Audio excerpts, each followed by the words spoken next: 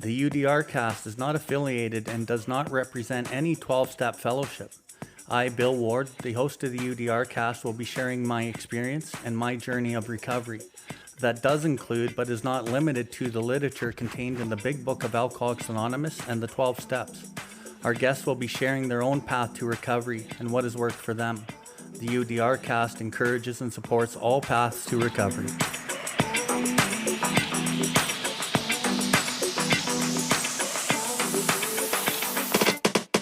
Welcome everybody to the UDRcast. UDR stands for Uncover, Discover, and Recover. My name is Bill Ward, and I'm coming to you from the recovery capital of Canada, Calgary, Alberta.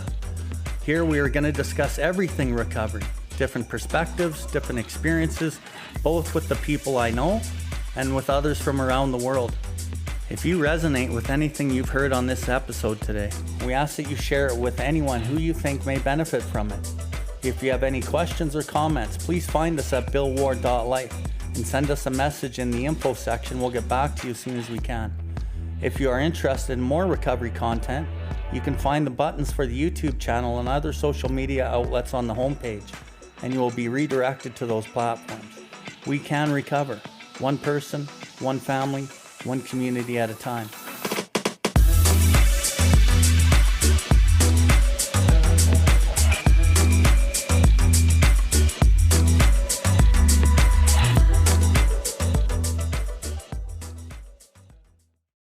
So we got a few new people here today. So anyone new, just introduce yourself quick and welcome you to the group here.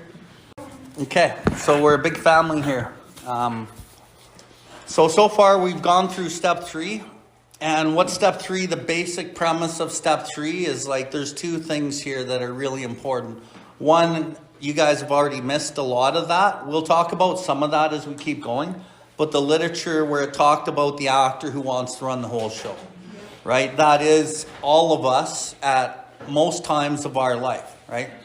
So we go through life and we try to arrange life to suit ourselves. I might use kindness and virtuousness and you know, a lot of really good looking qualities to try to get what I want out of you or out of life. But underneath the surface of those kind acts is a motivation of I want something out of it. But we don't really see it, right? And I talk often in these studies about working my life with the best of intention. When I peel back the intention, the most important thing is what's the motive? Am I self-seeking something? Am I making a decision based on self-centered fear? Am I making decisions based in my own selfishness? And what is the actual motive underneath the surface, right? That's the one thing that our program in general, in many of the rooms, we never really talk about that. We do a surface level talk about the actor, but we need to get deeper than the surface level. And I'll quote a line out of the step 4. It talks about, we considered its common manifestations, right? Being convinced that self is the problem. And first we got to be convinced that self is the problem. And that's a big part of what step 3 is, right? Being convinced. And I talked to you last week about the being convinced and how important the word convinced is in the literature. And it means without a doubt. Being convinced that my life run by me is not successful. Being convinced that any life run on my own self-will can hardly be a success. On that basis, I am always in collision with something or somebody. So again, there's a few more convinced in between. And then you get to the one that I'm quoting in step 4. Being convinced that self manifests itself in various ways is what defeated me. So we considered its common manifestations. So we only look in the program in general, in most of the rooms, most of the sponsors, we only look at the common manifestations of self, which is resentment, as it details in our book. It's fear, and it's relationship conduct. I say relationship conduct, but the book says sex conduct. It's way more a relationship conduct than it is a sex conduct, okay? And if I'm only looking at the common manifestations of self that actually cause my failure in life, what about the uncommon shit? Isn't the uncommon shit going to be more important once I do my first set of steps? Yeah. And then the line that kind of ties this in is in the step 5 in the first paragraph. It says, It says we ascertained in a rough way what the trouble was. So if I'm only looking at common shit and I get to the 5 and it says I ascertain in a rough way what the trouble is, what about the deeper than rough way? I need to fucking know what we're doing here. And it doesn't happen in your first set of steps. It doesn't happen in your first year. And it doesn't really happen without sponsorship. Like if you're not sponsoring, you will not fucking grasp what I'm fucking laying down. Ever, probably. The only way that self really gets understood is by working the full program in its entirety, the spiritual disciplines, the inventories, the service work, the sponsorship, and all of the stuff combined. And then if you're really willing to change, in 2 years down the road, you'll start going, holy fuck, self is pretty cunning. It is pretty baffling, and it is pretty powerful. Because the alcohol and the drugs are not cunning, baffling, and powerful. It's our thinking. Okay? So that's what's really important as we go through this program. Start understanding self and understand that the alcohol and drugs are not the fucking issue. They're a symptom of our deeper issue. And the step 4, which we'll get into tonight, starts exposing that in a rough way. And then we get through that first set of steps and then the work really begins, right? So let's get into this reading here. Original manuscript. So our troubles, we think, are basically of our own making. They arise out of ourselves. And the alcoholic is almost the most extreme example that could be found of self-will run riot, though he usually doesn't think so. So I'm going to stop there for a second. When it talks about our troubles that we have in our life are basically of our own making. We considered its common manifestations, being convinced that self is the problem. Self causes us all of our own troubles, okay? And they arise out of ourself. Does anyone know what that really means? The problems we think arise out of ourselves? Character defects come from being self-centered and selfish. Okay. Good answer. I found myself very attracted to the darkness, but I wasn't interested in the light. Okay. That might be part of the spiritual maladies. Probably. Because I did believe in God, but I wasn't trusting or surrendering. Okay. So, as you guys know, most of you are already in the program. We're not there yet, but in the 3rd column, it talks about affects my. Okay, and then the 4th column, it talks about what my part is. The program in general always focuses on my part, right? And it talks about the 4 defects of character, which is fucking great. But those defects of character are being acted out upon from something deeper in me. So our problems, we think, they arise out of ourselves. They're deep down within us. And they're based in the 4 instincts that it talks about on the first page and a half of the step 4 and the 12 and 12. It talks about our instincts for sex relation, emotional security, material security, and companionship. Every human being has those 4 instincts, and we want to be secure in those. But the alcoholic is the most extreme example of self-will run riot because it's trying to fucking fill those instincts with selfishness, dishonesty, resentment, and fear. So when our problems we think arise out of ourselves, they're coming from deep down in your subconscious that you can't even really see. So that becomes the deeper shit that you need to look at over time. But the 4th column only gets the highlights in the program. Well, once you're done your first set of steps, you better be diligent on what that 3rd column is all about. Because the 3rd column actually goes down to the roots. We asked our newfound Father to remove these things root and branch. The branches are your defects, your behaviors that you'll see in the 4th column. And you don't get to the fucking root without putting time in and without doing some serious inventory. And the best way to get to the root is by me sitting in front of another alcoholic, looking at them, talking to them, because that is me. And the more that I do that, the more I get to know me. Because this is a self-discovery program, self-realization program. You start realizing things about yourself through the inventory. You start realizing things about yourself through all of this literature. But you learn more about yourself. You start realizing more about yourself through another person. And I always like to say this program is like self-realization. You're always waking up to things about yourself. And once you get down the road, you realize you're not that self. You're something greater than that.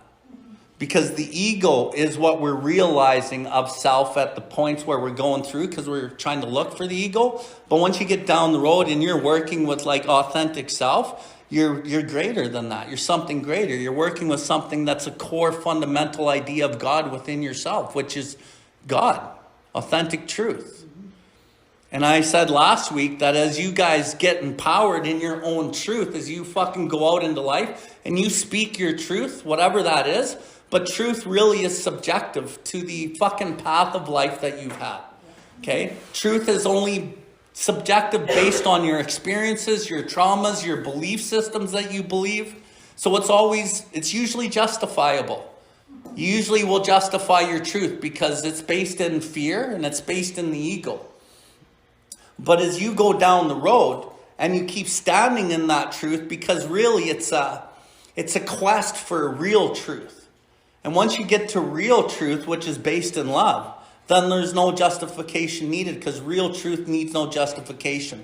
Authentic truth needs no justification.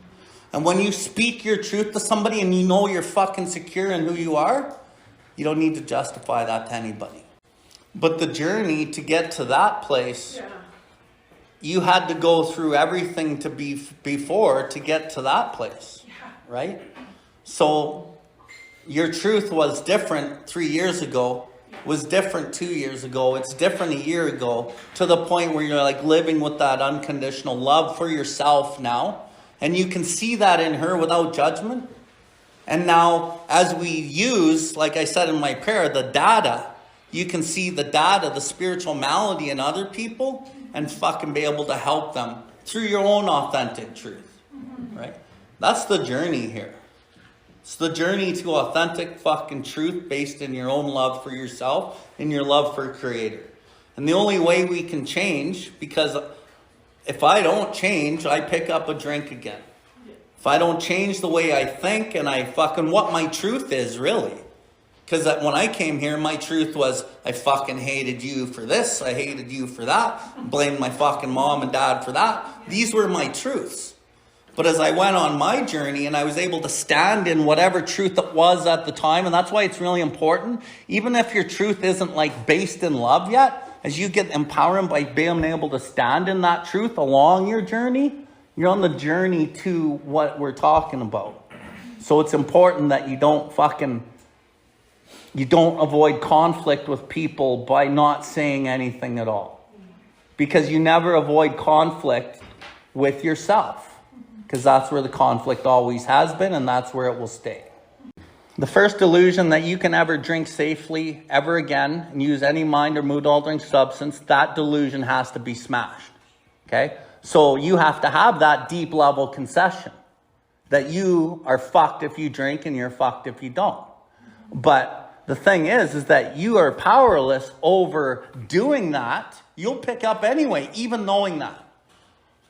So why you need to smash the second delusion, which is that you're a victim, that you can wrest satisfaction. You're a victim of the delusion that you can wrest satisfaction and happiness out of this world if you only manage it well.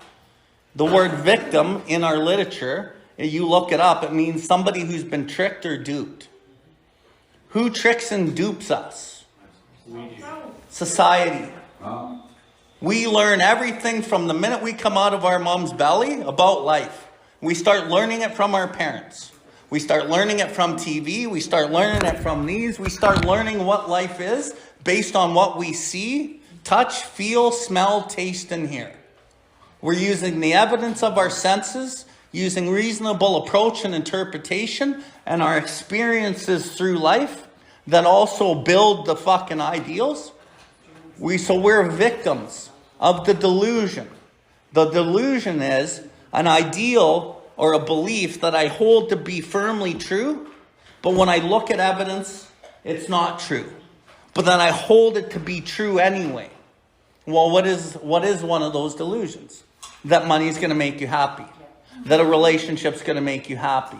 that fucking having the right car with the right picket fence and blah, blah, blah, and your little chess game of life, once it's fucking perfect, then you're going to be happy. But in this program, you can look at the truth and go, look at all the things that I've had. Look at how many relationships I've been in. Look at how much money I've made. Look at all these things and go, it's a fucking lie. None of that has actually truly made me happy. So we're victims. We've been tricked or duped by society, by our parents, by the foundation of our society, built-in selfish self-centeredness, individualization, that I can fucking wrest my satisfaction and happiness out of this world if I only manage well. And when you look at the word rest, he spells it W-R-E-S-T, which means pry, grab, snatch, take out of life. And part of what that is, it's the actor. I'm the actor trying to arrange life to suit myself. I'm going to mind and emotionally manipulate you to give me what it is I need from you. I'm going to mind and emotionally manipulate my partner, and I want love from her. So I'm going to fucking be indignant. I'm going to slam the door. I'm going to let her know through my actions I'm pissed off. Why? So she runs over and gives me a hug and she's all nice to me. And so I'm using all these mind and emotional manipulation tactics to draw goods from you, emotional goods from you, and to draw fucking material goods from the world so that I can be happy. And what I'm actually doing is I'm using force. When you think of the word pry, it means force. When you think of the word grab, it means force. Pry, grab, snatch, take, wrestle. Those words all have the ideology behind them of fucking grabbing shit. And maybe it isn't even yours, right? Isn't it way nicer when somebody fucking gives you that stuff? That's why we need to change, so that we can be that, so I can be love. I don't have a selfish motive underneath my good intention. And then you respond in a way that I fucking always wanted, and I always tried to grab it from you, right? So as we learn these precepts and we learn to go into the world and try to be vulnerable, we try to be kind, we try to be forgiving, when we give that away, what happens is we receive it. But when I go at you with force and I'm like, okay, I want this from you, and you're like, fuck you, right? Because I'm working in a lower vibration of frequency, and it's based in fear, and it's based in selfishness, it's based in manipulation, and that energy requires you to fucking act the same way. But if you're going to act that way and I'm going to act on a higher level, and I'm working with love and you're not, eventually my love will disintegrate your fucking force and your manipulation. And you will have nothing. Because you can't fucking combat God. You can't combat love and power. But force always needs to be fed energy constantly. Prying always needs fucking counter force energy to make a pry work. Whereas love is full and complete and needs nothing. And it is actually what life is built on. And when we did the We Agnostics chapter, we talked about the fundamental idea of God is within every man, woman, and child. But it's often obscured, which just means blocked off. Doesn't mean gone, blocked off. It's often obscured by calamity, pomp, and worship of other things. Well, it's the pomp of self, selfish self-centeredness, self-seeking, self-centered fear, and the worship of other things that creates the calamity. Well, what am I worshiping? I worship the ideologies that I fucking learned through my 5 senses, that's what's going to make me happy. But really, when I clear all that shit out, I got another sense in me. It's called the 6th sense. And it's the one that's there to guide my whole life. But it's been covered up by all the shit that I've learned. That's why the big book says we had to let go of our old ideas completely. So we let go of these old ideas of what we think life is, which is why I prayed for a new experience in the book and Creator in our own lives today. Because I've had a new experience in my own life through understanding what I'm laying down here. And you talk about letting go. You can't just fucking let go because you want to. It's taken you years to get to the point where you let go. Because the word letting go sounds great in the fucking meeting. Good fucking luck. Because the why you won't let go It's because the problems we think arise out of ourselves, because they're so tied deep down inside you can't let that shit go. So how do you get to that shit to let it go? You got to follow the branches. You got to follow the branches to the trunk of the tree, and you got to break the fucking trunk of the tree and get to the roots. And that the branches are the fourth column. That's why inventory is so important in this program. But once you look at that fourth column, you better be looking at the third column. Because the third column tells you what's actually happening deep down inside you. And once you work this program in its entirety, and you are clearing away the calamity and the pomp and the worship of other things through your step 10 process, you can get in touch with that fucking ideal of God, and you can be okay with like just being quiet. And in the step 10, it talks about much has already been said about receiving strength, inspiration, and direction from Him, God, who has all knowledge and power. So if I follow these directions, much has already been said in the first 84 pages about how I receive strength, inspiration, and direction from God, who has all knowledge and power. So I don't need to rely on my fucked up mind to make all my decisions based on what I've learned in life, because the channel's clear of the calamity and the pomp and the worship, and I can tune into this thing, and I can sit quietly. And in the book it says, if you have followed directions carefully, you will have felt the flow of His Spirit into you. To some extent, you'll become God conscious. You have begun to develop this vital sixth sense. And the sixth sense is the one that's there to guide your life. And last week, 2 weeks ago, I asked Tyler about what was the most important things in his life. And he gave us those things, and they were all based in his heart. And then we talked about what kind of things do we worship. And most of the things that we talked about that we worship come through the five senses, and they're attached to the brain, which is just the ego. But we make that shit so much more important than what this is about. So when we fucking understand that the fabric of our existence is actually based in love, and we start living with that and bringing that to the world, all the shit that we tried to pry and grab and take out of life starts being delivered onto us. But the journey of this is a journey of healing. And the only way you get what you wanted back is you got to learn your lesson of what it is that you need, what your ego needs to learn. And when your ego aligns with your purpose of your heart, then you're fucking on the right track. And through the process, it's fucking hard. It's painful. You got fucking years and years of these defense mechanisms and these prying and grabbing and manipulating and taking out of life to make you happy, but it doesn't fucking work. What does it do? Gets you drunk now and gets you high. So to let go of those things in the step 3 prayer, build with me, do with me as thou wilt, that fucking rebuild is fucking hard. Because you got to strip away the old shit. You got to let it go, and you got to jump off a cliff and fucking hope God's there. But in my experience is God's there. And those are the lessons that we need to learn on the journey.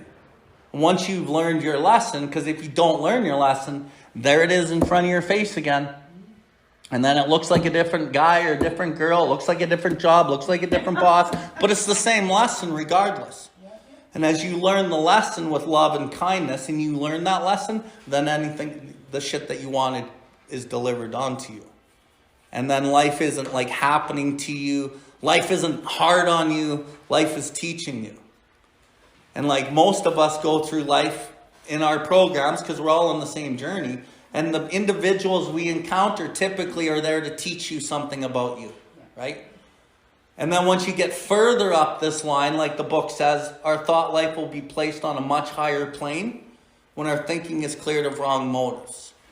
Once you get to a higher plane and you're vibrating in those upper levels like 500 of love, and you're there most of the time, you'll go outside and you'll see the same lessons in nature. You'll see the same lessons by looking at a bug and a tree and a flower, because everything is there to teach us. But typically at first we learn through other people, and we're still flicking our cigarette butts on the ground because we don't really have the respect yet. But then after a while you're like fucking chasing your cigarette butt down going, fucking Creator would not want me to do that. Men experience similar, but I think the fundamental part that I'll answer with is you have God inside you. And when you go against God inside you, you create a shame in you that you do not understand in an intellectual way. And sometimes you might even do things that you do know are bad.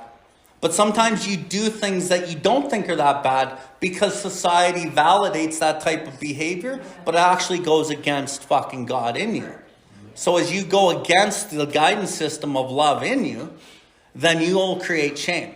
Now, when you intentionally go against what you know, you'll create more shame. Right. And then you get down to some pretty low fucking places. And you said you worship the dark? I didn't worship it, but I was looking for it. Yeah, well that's... Attracted to it. Yeah. I didn't worship anything. Well, worship means... Worship doesn't mean what you think it means. This is the thing. Like, we all think worship means something.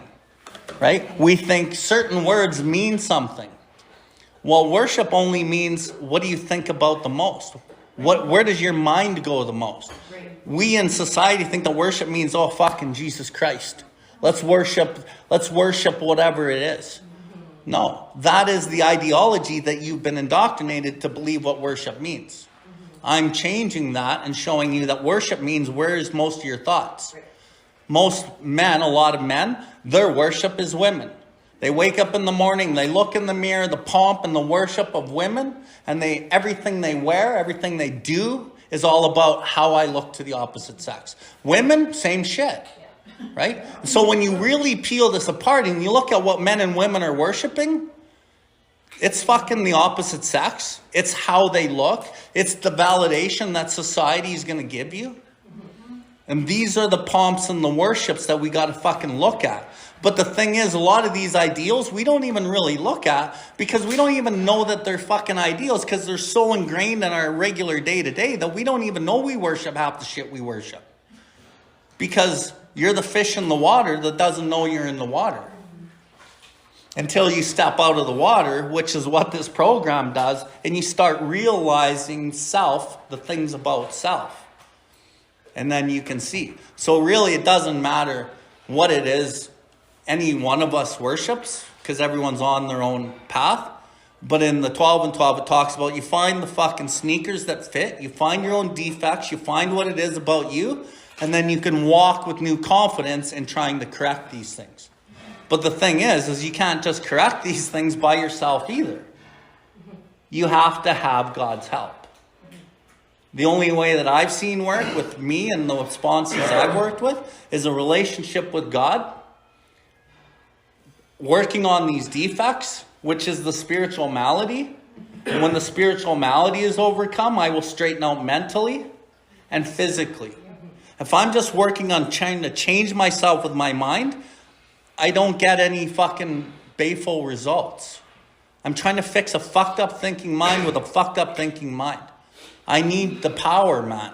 I need that knowledge and power. That's why psychiatry can't really help us. Right. And the book talks about that in the doctor's opinion. You know, through the aggregate of recoveries is considerable, we have made little impression upon the problem as a whole. These alcoholic types do not respond to the ordinary psychological approach. Because all psychologists and counselors and these kind of guys are doing is they're talking about your problems. They're going to give you some fucking drugs and some medication to go deal with your problems. But we're not dealing with the root. We're not dealing with the third column. We're not dealing with the fucking why. The instincts. It's usually based in validation of somebody or society. And underneath, when you get way down, it's all based in your own self-worth, which a lot of people don't really have. Because everyone's trying to live up to a fucking ideal that society's created of who you're supposed to be. And when you think of the word personality, we all have our personalities. The word personality comes from the word persona. The word persona comes from like back in ancient Greek times when they used to do these plays. They used to put on the play and then they used to wear a mask and that was the persona. Right? So hence the actor in the big book. And you'll notice on page 68 in the big book, it doesn't say the actor, it says we are here to play the role that he assigns. So I'm now playing a role that God assigns Because I have the new employer. My new employer is God, and I play the role, and I fucking bring God into every role. So I'm a fucking dad, I play the role, but I bring God, which is love, into the role of being a dad. When I come to work here, I play the role as a facilitator and as a mentor, but I bring God here so I can be loving and kind and compassionate. I'm not the actor anymore. I don't need to wear the masks. But our society perpetuates the mask-wearing ideologies. Right? Because the deal is I need you tell me who I am, and then I try to live up to that. And a lot of what you think I am acting that out based on our problems we think arise out of ourselves. So I show you who I am based on those instincts that are I'm trying to fucking get whole from, but then I'm angry. I'm manipulative. I'm a liar. I'm these things. And then you see that and you're like, you're kind of mean. You're kind of angry. Now I need to live up to that. So this is like a deal as we go through life, right? Oh, you're an Indian. Fuck, now I'm an Indian. Instead of being a human being, right? Oh, you're a dumb Indian. So then I grew up with dumb Indian. But then I fucking fight you for saying that. And then I'm not really fighting you, I'm fighting me. Right? So this is why working this program in its entirety, staying sober, because without staying sober, you'll never get to the root. And by staying sober, you build sober patterns. By following meditation and prayer and inventory and working with others, you see the results. If you don't work with others, you'll never see results. You're still the fish in the water, being in the water and don't know any different. Right? That's why we need a new experience with everything. And sponsorship is the way to go. Inventory is the way to go. Meditation is the way to go. And your mind, your ego will always try to compartmentalize whatever it is. Always. Which is why we always have to grow and learn. And never get to any destination, because the destination's never the fucking destination. The journey's the destination. Always. And learning that. But we're all conditioned to have the destination be the thing. Oh, when I get the career. You know how many people get the career, they get the money, they get the house, they get the woman, and they're like, what? Is that it? Because we're conditioned. We're programmed. When you look at TV, it's TV programs. They're programming us. You look at these phones, they're programs. We're getting programmed. God has a program. It's the best program there is. And when we follow the God program, fucking nothing else really matters. Because it's the God dope. Right? So now that we're one line in,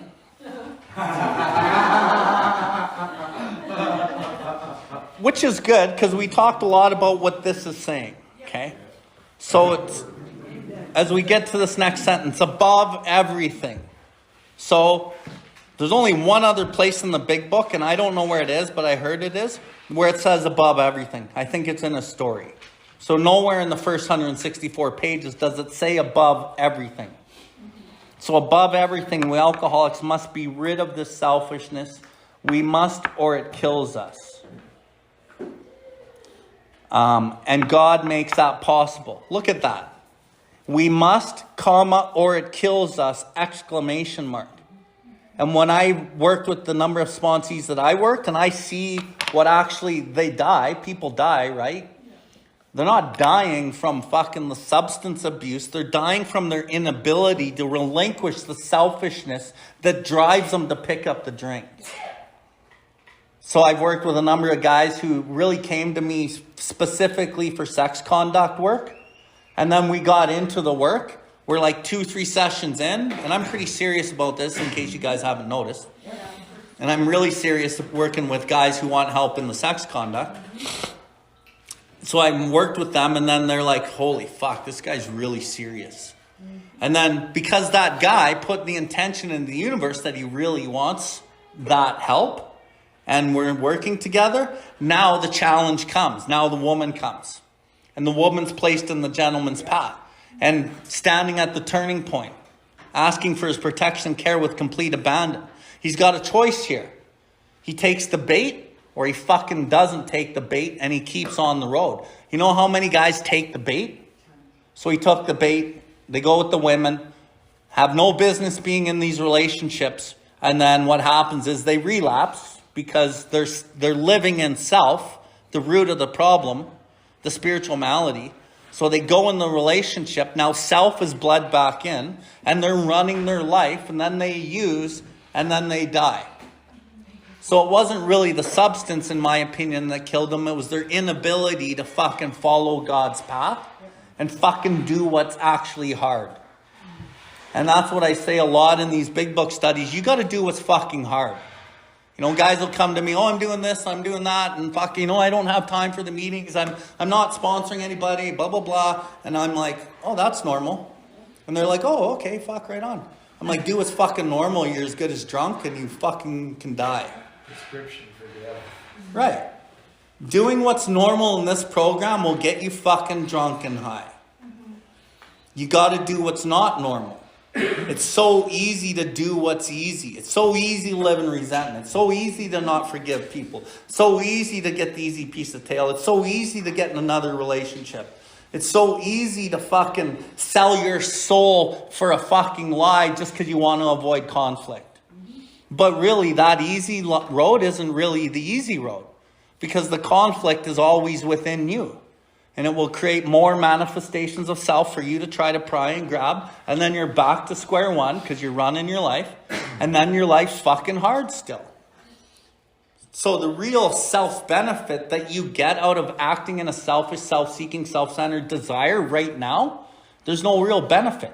Looks like the payoff is, okay, I get this piece of tail right now. Or I get to fucking blast this guy with my anger and feel good. But really, there's no benefit of you down the road. There's no character built. No woman wants to be with this guy in this condition. And if I'm attracting that, then that's what I am.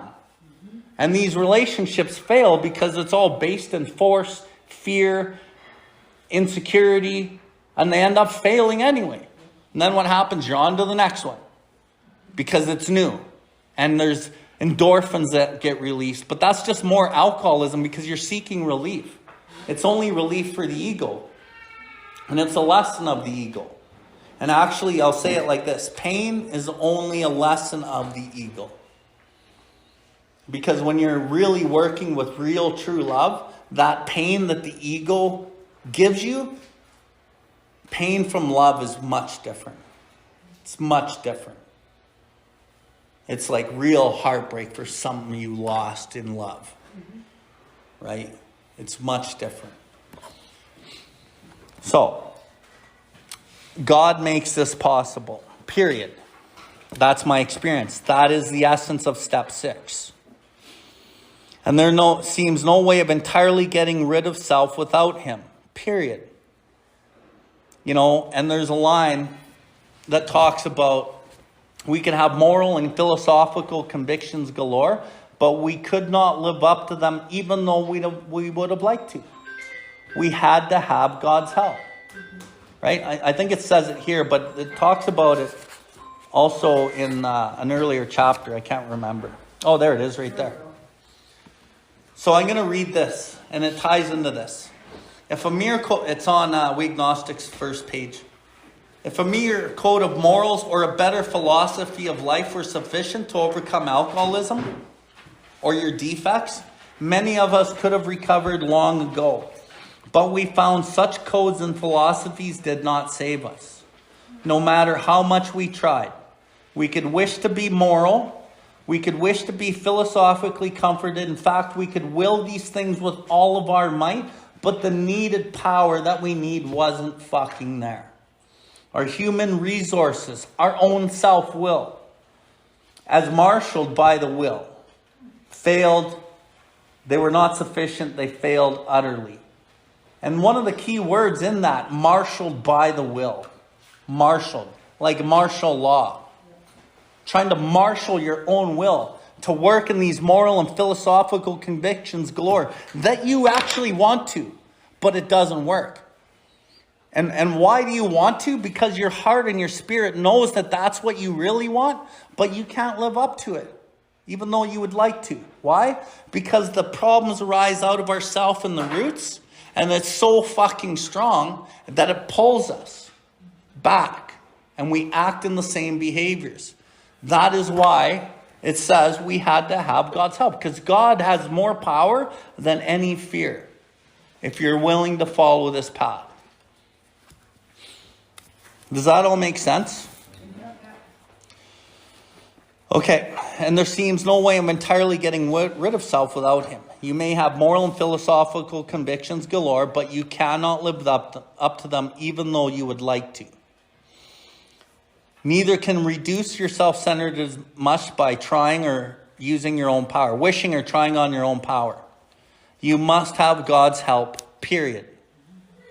That is so important. And what this is, what we're talking about, in my opinion, is step 6.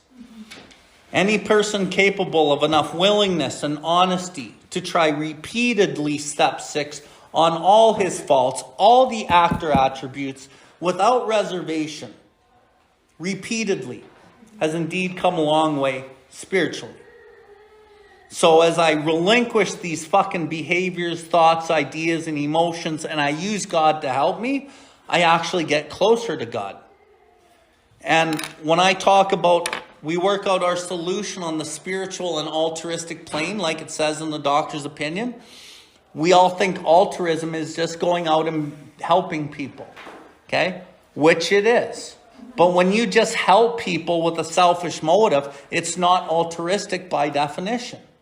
It's an act of altruism that will take you down the road to altruism. So it's an act of altruism when I first started chairing meetings, helping people, but I didn't want to die. So I'm doing it because I got a motive of selfishness that I don't want to die. And then down the road, I started doing it. Why? Because it made me feel good. I felt like shit. I'm going to do it. Fuck, makes me feel good. But the motive is still self. It's not as selfish as it was when I was worried about dying. Now it's less selfish, but it's still selfish, so it's not altruistic yet. But then I keep doing the sponsorship thing, I keep chairing meetings, I keep doing shit. Then I get down the road and I'm like, holy fuck, I'm doing this shit without reservation. Without thinking. Without expectation for anything. Why? Because it's the right thing to do. Okay, now I'm going to take that premise and I'm going to now take it into any person capable of enough willingness and honesty try repeatedly step 6 on all his faults without reservation. This is all your faults repeatedly without reservation. That is trying to learn God's will and relinquishing these defects of character of my selfish thoughts, my selfish judgments of other people, my selfish, self-centered fucking desires for that woman and having sex with her in my head and whatever it is, okay? So I got to be aware of my thoughts and I ask God for help in those moments repeatedly without reservation. And eventually, as you practice this stuff by bringing God in, you will be able to do this without reservation. And then in the step 6, it talks about that this is the greatest fact of his life. So it is the greatest fact of my life, step 6, which is why I talk about step 6, because it was so hard to fucking change, but I was really willing to do it. And it took like a millimeter by a millimeter by a millimeter at a time to change. And I couldn't catch it at first. I would always act out in anger and then catch it and go, fuck, I tried to catch it before I get angry.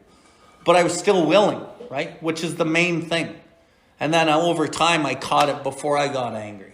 And then I acted out in kindness eventually. And then I started working the other side of the spectrum and it worked out well. So back to altruism for a second. If I can in that moment realize that you don't need my selfish, self-centered anything, you don't need my fucking opinion that is based in my own selfishness, based in a fear that I think you're wrong and people like you, so now there's judgment, there's all sorts of shit in this little thought, right? But if I can get to a point where I'm unselfishly devoting myself to the welfare, happiness, and well-being of you in this thought, then that thought becomes altruistic.